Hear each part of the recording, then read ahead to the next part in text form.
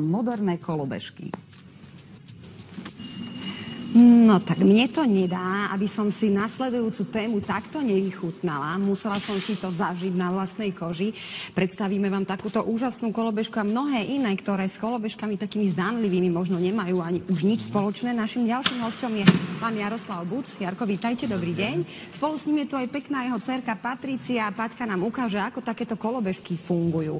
Takže s kolobežkami klasickými majú, Jaro, spoločné asi to, že majú len dve kolesá. Máme dve kolesa a okrem toho majú tie ďalšie veci, ktoré si predstavíme a tie rozdiely medzi nimi. Čiže nie je kolobežka ako kolobežka, pretože na takej klasickej kolobežke, ktorú poznáme z detstva, sa musíme odrážať vždy jednou nohou.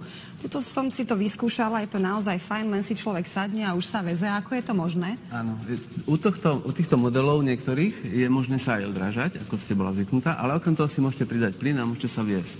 Rôznymi rýchlosťami, rôznymi dojazdami. Takže môžeme si postupne predstaviť tie typy. Ale predpokladám, že to nie je takéto klasické motorové, ako sme zvyknutí pri autách, že idú na benzín alebo na naftu.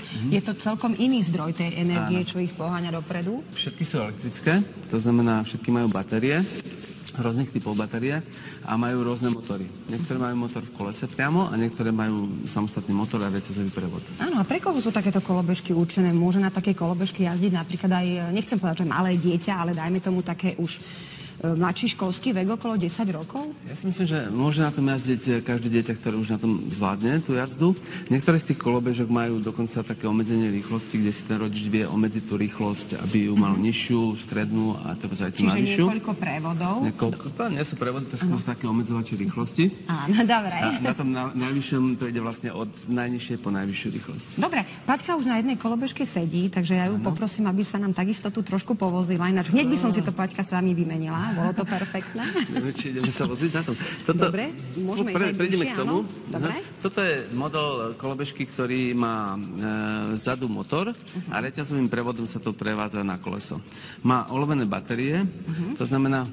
Áno, Paťku trošku poprosíme, aby nám prešla takto pred kameru. Áno, pretože my sme sa vysťahovali, to ste si určite všimli, z nášho štúdia sem do vestibulu Slovenskej televízie, takže možno sú tu aj viacerí kolegovia, takže taký špeciálny priestor. Áno, a vidíme, že tie kolesa sú pomerne hrubé, to je taká možno, že terénna kolobežka, dá sa povedať? Dá sa povedať, tie kolesa je možno použiť aj na rovnú cestu, aj trošku do terénu, ako keby. Dobre, takže nie za nami, pred nami. Čiže tu je ten motor vlastne vzadu. To je vzadu motor a reťazový prevod. Keď je trošku rýchlejší, tak trošku hučí ten motor, maličko to počuť. Má to tie olovené batérie, takže je trošku aj ťažšia, má okolo 40 kg, čo je trošku nevýhoda z tohto typu kolobežky. Dáme kolobežku na stojan, pôjdeme teda ďalej. Ďalšie kolobežky. Môžem, všetky tieto kolobežky, ktoré tu vidíme, sa dobíjajú takýmito klasickými nabíjačkami, ako to poznáte z notebooku, a tým sa to väčšinou dobíja tých 6 až 8 hodín. Čiže ideálne možno po nejakom vození sa dať, odložiť do garáže, dobiť si, ale je veľmi dôležité, aby sme dodržiavali, Jarko, aj ten časový úsek 6 až 8 hodín, pretože ak to tam necháme 12-15 hodín, to môže byť tiež problém? Ono sa to vypne, ale z bezpečnostného hľadiska je lepšie odpojiť potom.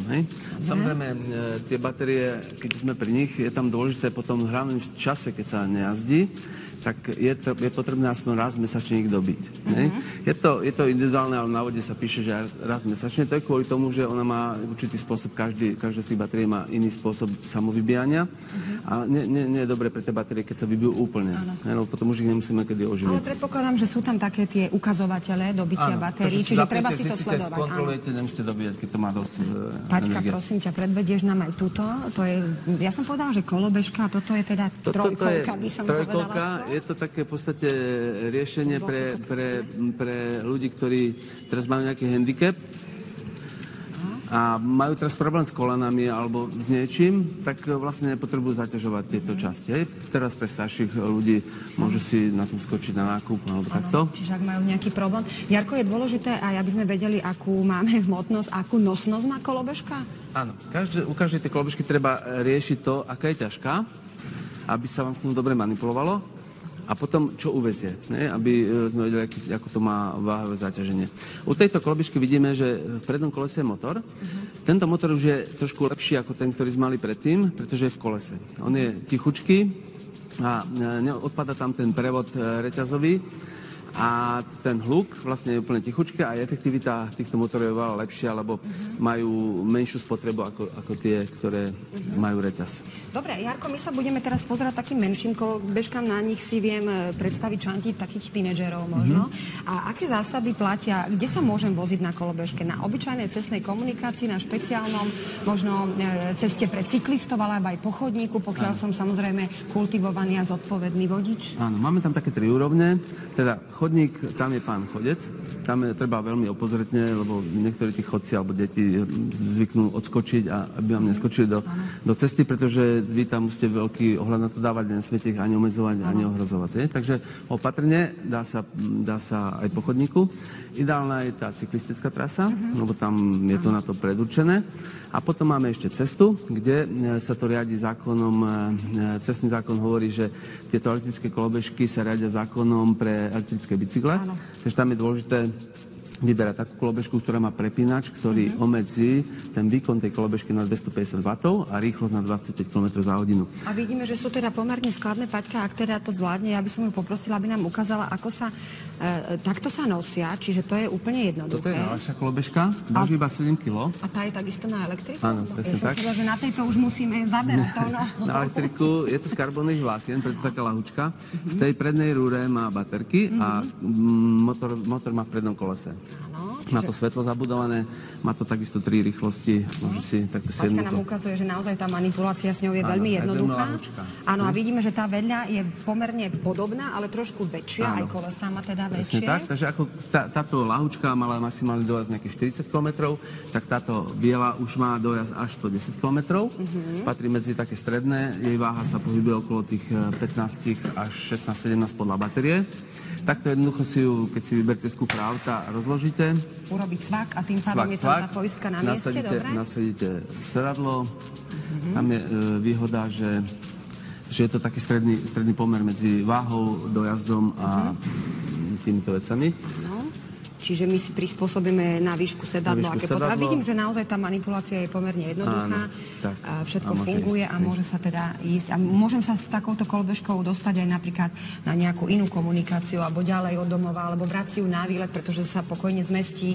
Je skladná, čiže do akéhokoľvek kufra auta. Presne tak. Veľmi dobre to je na dovolenky, pretože väčšinou tú dovolenku trávite v nejakom rezorte, kde si to predplatíte. A takéto výlety až do 110 km toho rezortu sú veľmi záživné a človek si myslím, že zažije oveľa viac, ako keď iba na jednom mieste. Áno. Dobre, a tu ideme k takým sofistikovanejším modelom už. To už mi trošku asociuje také, že motorky, inak tá červená myšľa k pleti, ak ste si všimli však. Dobre. Ukáže nám Paťka túto. Toto už je trošku väčší model. Tu vidíme, že aj vzadu je odpruženie, má väčšie kolesa. Tuto vidíme za tým nejaký voziček, ktorý je predurčený teda na psíka. Tým, že tieto motorové, ktoré majú motor v kolese, sú úplne tiché, nevadí to ani tomu psíkovi, že keď sa vozí. Čiže aj on môže s nami ísť na dlhší výlet alebo na niečo, áno? Takže tak. No, tam tie dojazdy sú okolo 90 km už tohto väčšieho modelu. Ale závisí aj od toho, akou rýchlosťou idem, alebo aký ťažký človek sa na tom vezie? Presne tak. Je to vždy rátané na nejakého priemerného človeka 70-kilového, priemerná rýchlosť a ideálne podmienky. Samozrejme, ako je to pri automobile, keď pridáme z 80 na 160, tak tá spotreba je dvakrát väčšia, takže podľa toho. A Paťko, ešte teda, aby aj túto fešandu nám ešte prevetrala trošku, poprosíme trošku dopredu. Je to asi trošku, je to... Lebo ona je pomerne už ťažká a tu sa šníka na tej podlahe a ja som s tým mala problém. Si nohou, aby to vyšlo. Čiže toto už je naozaj taký asi najmohutnejší stroj. Treba ho, stop, ďakujeme. Treba ho, môže si dať kolečko. Dobre. Čiže treba ho vedieť naozaj ovládať a tam už treba si byť istý, dajme tomu. Treba sa to trošku natrénovať, tým, že tie gumy sú široké, to je veľká výhoda, že môžete teda aj po piesku chodiť a že tie nerovnosti terénu oveľa lepšie vlastne zvláda. Ale treba si natrénovať to nakláňanie. Maličko sa treba nakláňať pri zatáčaní. Ale každopádne toto je taký najvyšší model, lebo má v podstate predné prúženie, zadné prúženie, veľmi pohodlná. Čiže je to taká skoro motorka. Áno, v podstate áno. Jarko, môže sa občas stať, že sa nám tá baterka alebo vybije, že musíme vymieňať alebo nejakým spôsobom servisovať ten stroj, pretože on má pomerne dlhú životnosť, takže... Je to, treba si všimať dobíjace cykle, tie sa hýbu niekedy od 250 je najslabšie, cez nejakých 800 až 1500 cyklov. To znamená, koľkokrát vy tú batériu môžete opätovne dobiť. Keď sa ráta cyklus, tak sa ráta, ako treba si môžete aj dvakrát na pol dobiť a je to stále jeden cyklus. A toto ako táto jediná má ako vymeniteľné batérie, to znamená, táto má dojazd až 400 km. Keď si vezmete všetky tri, jedna je pod sedadlom a ďalšie dve sú v tých kapsách po bokoch. Áno, čiže tie neslúžia ako na nosenie nejakých drobností, ale ako na nosenie batérií. Ale aj tak, áno, jasné. Tak nepotrebujete si batérie, keď jazdíte na krátke vzdialenosti. Dobre, super. Myslím si, že sa treba držať a správať sa aj k takýmto šikovným pomocníkom s triezvou hlavou. Áno. A treba dodržiavať všetky tie bezpečnostné predpisy, ktoré sme spomínali, čiže žiadny freestyle na takýchto kolobežkách nám určite nehrozí.